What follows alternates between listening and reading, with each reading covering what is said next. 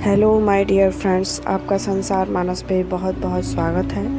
आज हम महाभारत में एक बहुत फेमस चरित्र कर्ण को लेकर बात करेंगे, क्योंकि महाभारत में कुछ चरित्र ऐसे हैं जो आज भी प्रासंगिक हैं और बहुत ही ज़्यादा प्रसिद्ध हैं, जिनमें कि भीष्म पितामह हो गए, कर्ण हो गए, एकलव्य हो गए। ये कुछ ऐसे पात्र हैं जिन्हें आज भी बहुत ज़्यादा पसंद किया जाता है, और मुझे जोड़कर मैं भी कर्ण को बहुत ज़्यादा पसंद करती हूँ और इन पर बात किए बिना मैं नहीं रह सकती हूँ। तो चलिए आज हम इन पर बात करेंगे और इनके जीवन के कुछ 5 ऐसे किस्से जानेंगे, जिससे कि खुद अपने जीवन को अपनाकर हम बहुत अच्छे इंसान के रूप में बन सकते हैं और अपनी जो गलतियां हैं उन्हें छोड़ते हुए एक अच्छी मानवता को अग्रसर कर सकते हैं। तो चलिए शुरू करते हैं। अगर आप इस चैनल पर नए हैं तो कृपया चैनल को सब्सक्राइब ज़रूर करें, क्योंकि मेरी ये हार्दिक इच्छा है कि मेरा परिवार अच्छा खासा बड़ा हो और मैं आप लोगों तक अपने ऐतिहासिक सांस्कृतिक जो चरित्र हैं, साथ ही साथ जो धरोहर है, उसको आपके समक्ष प्रस्तुत करूं। तो कृपया इसके लिए चैनल को सब्सक्राइब जरूर करें। तो चलिए शुरू करते हैं हम आज का वीडियो। कर्ण की सबसे बड़ी विशेषता अगर हम देखें तो बहुत सारी विशेषताएं हैं, किसी एक विशेषता को हम नहीं कह सकते कि नहीं ये सर्वोपरि है। तो इस पे हम बारी बारी से बात करते हैं। सबसे पहली बात तो ये है कि ये बहुत ज़्यादा उपेक्षित थे समाज में। सबको पता है कि पांडव के अग्रज थे। अग्रज का मतलब ये उनके बड़े भाई थे, और पांडव भी इस बात से अनभिज्ञ थे। वो जानते थे कि कर्ण में जो साहस है, जो क्षमता है, वो हम सबसे ज़्यादा अच्छी है, और गलती बस इतनी ही थी कि ये अधर्म के साथ खड़े थे। और कुंती जो माता थी पांडव की, वो इनकी भी माता थी। कुंती को एक वरदान प्राप्त था कि वो जिस किसी भी देवता का आवाहन करेंगी तो उन्हें उनसे एक पुत्र की प्राप्ति अवश्य होगी। तो इसी तरह उन्होंने बात में सूर्य देवता का आवाहन कर दिया और उन्हें सूर्य देवता से कर्ण की प्राप्ति हुई। लेकिन समस्या ये थी कि उस समय कुंती अविवाहित थी, इसीलिए उन्हें कर्ण का त्याग करना पड़ा, और यहीं से उनकी बदनसीबी का कह सकते हैं कि जो दायरा था वो शुरू हो गया। क्योंकि जिसका संसार में खुद की माता ने त्याग कर दिया हो, बताइए उसे संसार में और कौन अपना सकता है? कोई नहीं। तो इसीलिए जो राधेय थे, इसीलिए इनको राधेय कहा जाता है, क्योंकि जो उनकी माता थी उनका नाम राधा था, और कौन्ते करके इन्हें श्री कृष्ण ने भी संबोधित किया है, कौन्ते राधे।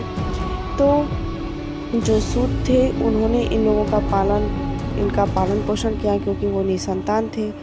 तो जब द्रौपदी का स्वयंवर होता है, हम सबसे पहले वहीं पर देखते हैं, और इससे पहले जब ये शिक्षा दीक्षा लेने जाते हैं तो इन्हें सूत पुत्र कहकर इनका बड़ा उपेक्षा किया जाता है, क्योंकि ये अंदर से थे तो क्षत्रिय। इनका जो क्षत्रिय गुण था, जो खून था, वो रह रह के बाहर आ जाता था।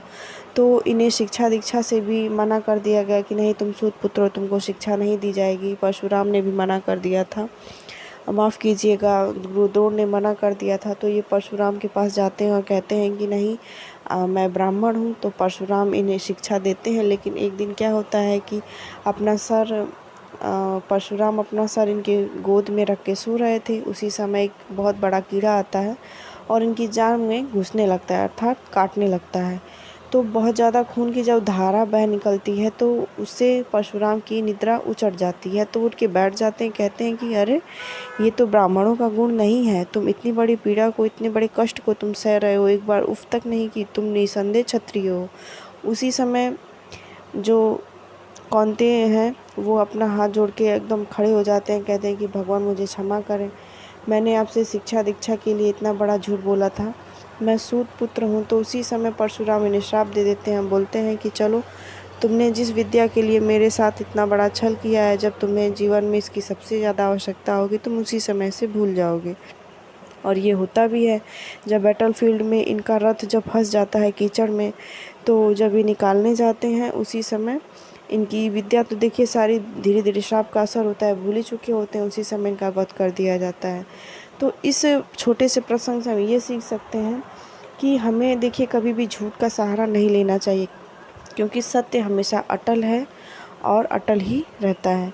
इनके जीवन का दूसरा किस्सा ये है कि जो ये इनकी सच्ची मित्रता थी वो आज भी बहुत ज़्यादा प्रचलित है, बहुत ज़्यादा प्रासंगिक है।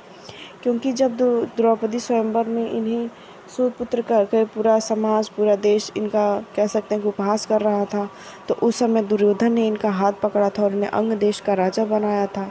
और ये उसी मित्रता के बोझ के तले आजीवन दबे रहे। बोझ तो नहीं कह सकते हैं, क्योंकि इन्होंने सहर्ष उनकी मित्रता स्वीकार की थी और कहा था कि आज से तुम मेरे मित्र हुए, सुख दुख के साथी हुए, चाहे कुछ भी हो जाए संसार में, लेकिन मैं तुम्हारी मित्रता का निर्वहन ज़रूर करूँगा। और ये करते भी हैं और अंत तक उनकी मित्रता का, दुर्योधन की मित्रता का निर्वाह करते हुए वीर गति को प्राप्त होते हैं, लेकिन उनका साथ नहीं छोड़ते हैं। तो इस टॉपिक से हम ये सीख सकते हैं कि जब दो ज़िंदगी में हम मित्र बनाएं तो हमें कम से कम ये परख लेना चाहिए कि वो अच्छा है या बुरा है। क्योंकि कर्ण में देखिए लाख अच्छाई थी, लेकिन उन्होंने संगति गलत इंसान की थी, इसीलिए उनका पतन हुआ। और कर्ण भी इस बात को जानते थे कि मैं अधर्म के साथ खड़ा हूँ, इसीलिए वो सहर्ष श्री कृष्ण से कहते भी हैं कि मैं भी इस जीवन से अब उचट चुका हूँ, अब मुझे भी मोक्ष चाहिए, और वो होगा बैटलफील्ड में, और ये होता भी है। तो हमें दोस्ती बहुत सोच समझ के करनी चाहिए। एक इनका बहुत बड़ा अच्छा किस्सा मिलता है दानवीरता का, कि ये बहुत ज़्यादा दानवीर थे। क्योंकि जो अपने कवच कुंडल उतार कर जो इंद्र को दे सकता है वो कुछ भी कर सकता है। वो जानता है इंसान की नहीं, कवच कुंडल से ही मेरी जो प्राण शक्ति है वो बची रहेगी, किसी की जो वज्र है, जो कुछ भी अस्त्र शस्त्र है उस पर प्रहार करने से कुछ नहीं होगा। ये जानते हुए भी जब वो इंद्र को दे देते हैं अपना कवच कुंडल, इससे बड़ा और दानवीर क्या हो सकता है मित्रों की, वो अपना सुरक्षा कवच आपको दे रहा है। इसीलिए इंद्र भी प्रसन्न होकर इन्हें अपना अमोघ शक्ति देते हैं, जिसका कि प्रयोग घटोत्कच के ऊपर श्री कृष्ण करवा देते हैं, क्योंकि वो अर्जुन को बचाना चाहते थे। तो जो दानवीरता है उससे हम ये सीख सकते हैं कि ज़रूरत से ज़्यादा कह सकते हैं कि देना भी बहुत अच्छी बात नहीं होती है। अगर इन्होंने कवच कुंडल ना दिया होता तो शायद वो जीवित रहते, लेकिन है ना कि प्राण जाए पर वचन ना जाए। इन्होंने एक बार जो कमिटमेंट कर दिया सो कर दिया, उससे भी पीछे नहीं हटते थे। और इसका बाद हम देखते हैं इनकी चारित्रिक विशेषता, इनमें साहस जो था वो बहुत ज़्यादा कूट कूट कर भरा हुआ था।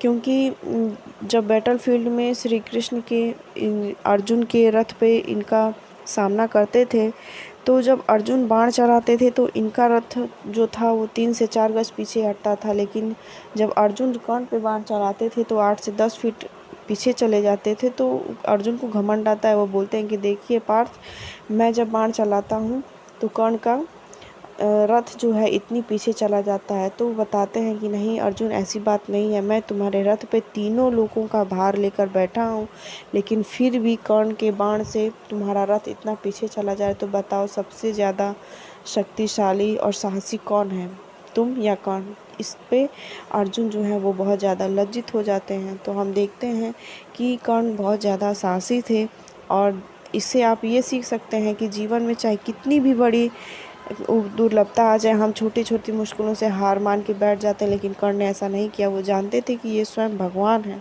और मेरी हार निश्चित है, लेकिन वो फिर भी डटे रहे। तो और अपने मित्र को उन्होंने ये कहने का साहस नहीं दिया कि उन्होंने पीठ दिखला दी और अपनी हार मान ली।